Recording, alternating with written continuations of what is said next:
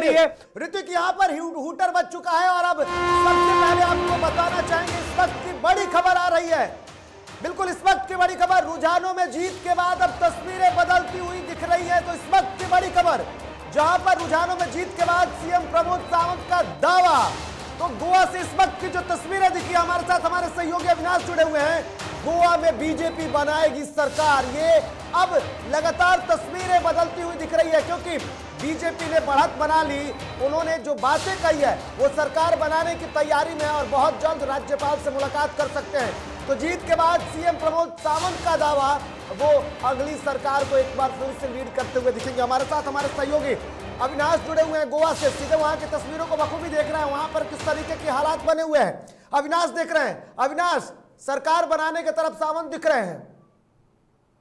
बिल्कुल निर्भय, देखिए सरकार बनाती हुई यहाँ नजर आ रही है बीजेपी। हालांकि जादुई आंकड़े अभी भी उसके पास नहीं है, लेकिन वो आंकड़े बहुत ज्यादा भी कम नहीं है, वो संख्या बहुत ज्यादा भी कम नहीं है, जिसको लेकर बीजेपी में उत्साह है। और जैसा अभी कुछ देर पहले हमारे संपादक राजेश बता रहे थे कि पिछली बार हुआ था कि कांग्रेस बड़ी पार्टी थी और कांग्रेस ने थोड़ी देर कर दी कांग्रेस ने, जिसका फायदा बीजेपी ने उस समय उठा लिया था। और दूसरे जो निर्दलीय थे या दूसरे पार्टी के जो लीडर्स जीत के आ रहे थे, उनको एक साथ लेकर सरकार बना ली थी गोवा में। इस बार कांग्रेस क्या करती है, किस तरीके से करती है, अभी तक कोई बयान उस तरीके से सामने आया नहीं है, जबकि बीजेपी ने बयान देना शुरू कर दिया है। बीजेपी से जो सीएम रहे हैं, गोवा के सीएम प्रमोद सावंत ने ये साफ कर दिया है कि हम जा रहे हैं मिलने के लिए राज्यपाल से, हम दावा पेश करेंगे और यहाँ पर बहुत ज्यादा संख्या नहीं है। उन्होंने ये भी कहा है कि हम जो लोग जीत रहे हैं, निर्दलीय हैं या दूसरी पार्टी से, उनसे बातचीत करके उनको साथ लेकर आएंगे और उनके साथ एक सरकार बनाएंगे। देखिए पिछली बार भी त्रिशंकु विधानसभा निकलकर सामने आई थी गोवा की, और इस बार भी कुछ वैसा ही नजर आ रहा है, त्रिशंकु ही है, किसी को पूर्ण बहुमत नहीं है। और यहाँ पर निर्दलियों की भूमिका बहुत अहम हो जाती है। या जो छोटी पार्टियां हैं जिनके एक दो लीडर जीत के आते हैं, नेता जीत के आते हैं, उनकी भूमिका बहुत अहम हो जाती है।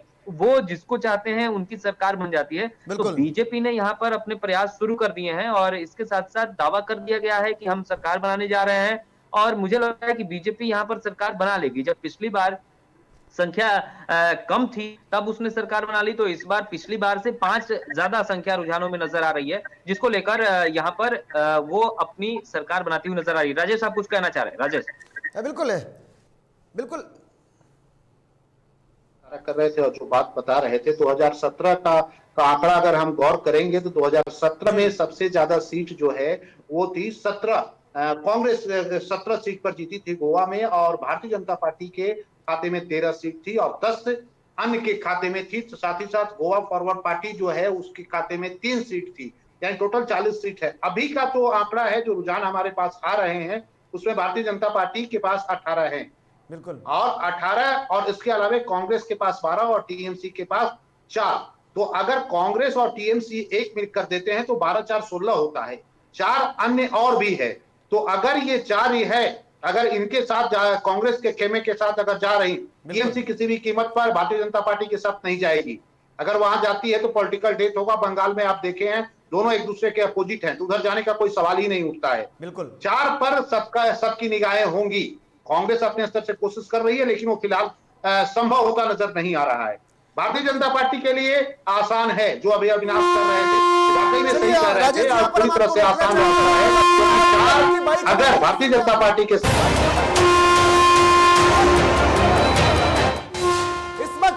बड़ी खबर से आपको रूबरू करा देते हैं, जहां पर बैठक के बाद राज्यपाल को इस्तीफा सौंपने की बातें सामने आई है। तो इस वक्त की बड़ी खबर, सीएम चन्नी ने कल मंत्रिमंडल की बैठक बुलाई है। तो पंजाब में जिस तरीके से कांग्रेस को शिकस्त मिली है, उसके बाद चंडीगढ़ में शुक्रवार को सुबह 11 बजे से बैठक की बातें खुल करके सामने आई है। तो चरणजीत सिंह चन्नी जिस तरीके से अब लगातार वो इस्तीफा सौंप सकते हैं, और ऐसे में उससे पहले बैठक की बातें भी कही जा रही है। सीएम चरणजीत सिंह चन्नी कल मंत्रिमंडल की बैठक बुलाए हैं और उसमें क्या कुछ खास होगा, लेकिन पंजाब में जिस तरीके की तस्वीरें दिखी हैं, अब क्या कुछ खास होगा ये आप बखूबी समझ सकते हैं, क्योंकि केजरीवाल का मॉडल जो है वो पंजाब में चल चुका है।